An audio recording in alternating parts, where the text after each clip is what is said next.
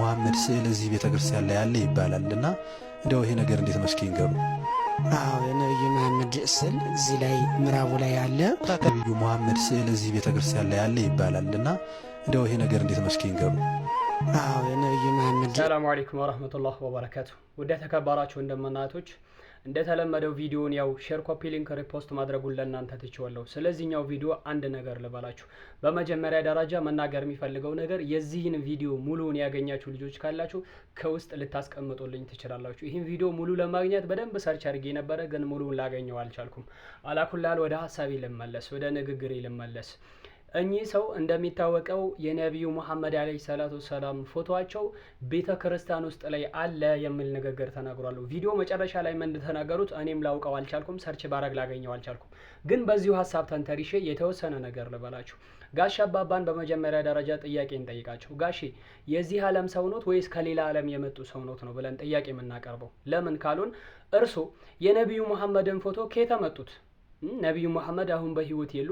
እነሱ በነበሩበት ሰዓት ካሜራ የለም። ሀታ እኛ ሙስሊሞች ራሱ አናውቀውም።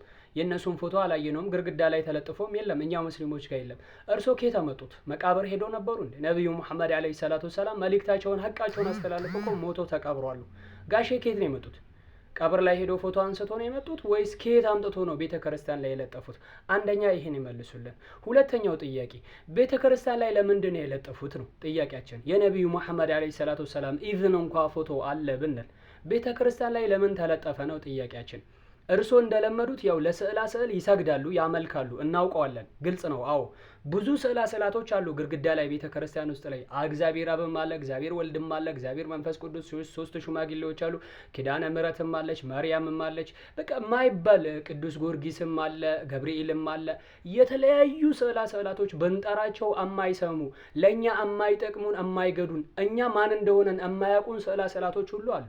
እዛ ስዕላቶች ውስጥ ነቢዩ መሐመድን ለምን ጨመሯቸው? እርሶም ሊሰግዱሎት ነው ወይስ ለምንድን ነው? ለነቢዩ መሐመድ አትስገዱ፣ ችግር የለውም፣ ስዕላቸውም አያስፈልግም።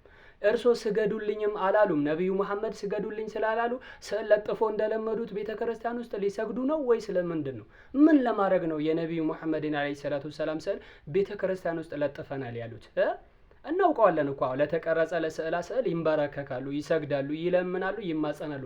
እኛ ሙስሊሞች ግን ከዚህ የጠራን ነው። ጋሺ እንኳን እርሶ ቤተ ክርስቲያን ውስጥ ላይ የነቢዩ መሐመድን አለይሂ ሰላቱ ሰላም ስዕል ሊሰቅሉ ቀርቶ ሀታ የተወለዱባትን ምድር መካና መዲና እንኳን ሄዳችሁ የነቢዩ መሐመድን ስዕል ብትፈልጉ አታገኙም። እርሶ ከመቃብር ወጥቶ የመጡ ሰው ኖት? ከየት አምጥቶ ነው የሰቀሉት ነው ጥያቄያችን። እዛ እንኳን ብትፈልጉ የለም እኮ። አዎ እርሶ ለማይጠቅም ነገር፣ ለማይበላ፣ ለማይጠጣ፣ ለማይሸና፣ ምንም ለማይሰማ ነገር ማጎብደድ መስገድ ልምዶት ነው። እርሶ ይሄን ስዕል ከየት አምጥቶ ሊሰግዱለት ነው ቤተ ክርስቲያን ላይ የለጠፉት? ጸሎት እያደረጉ ነው ነቢዩ መሐመድ ወይ ማረኝ እያሉ እርሶንም እየለመኑ ነው ወይስ ምንድን ነው? ጋሽ አባባ ፍቱ እንጂ። እርሶ ትልቅ ሰው ኖት። ሲታዩ የቤተ ክርስቲያን መምህር ይመስላሉ። ሲታዩ በጣም በእድሜ ትልቅ ሰው ይመስላሉ። ግን ከአፎት የሚወጣው በጣም ቆሻሻ ንግግር ነው። ማስተዋል እንኳን አይችሉም። ቢያንስ እንኳን ማስተዋል የሚችል ኦርቶዶክስ ክርስቲያን እኮ ይታዘበኛል ብሎ አያስቡም። ምን ለማድረግ ለጠፉት? አምላካችን አላህ እነዚህ የሞቱ ነገራቶች ወይንም ስዕላቶች የሚሆኑ እኮ ብንለምናቸው እንኳን የማይሰሙ መሆኑን ነግሮናል።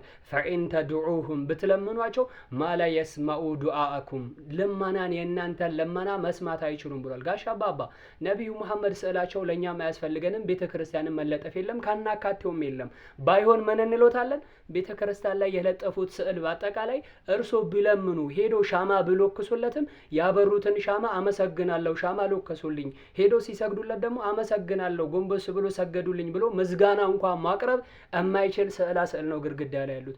እሱንም ጨምሮ ያጥፉት ነው የምንለው። ገብቶታል?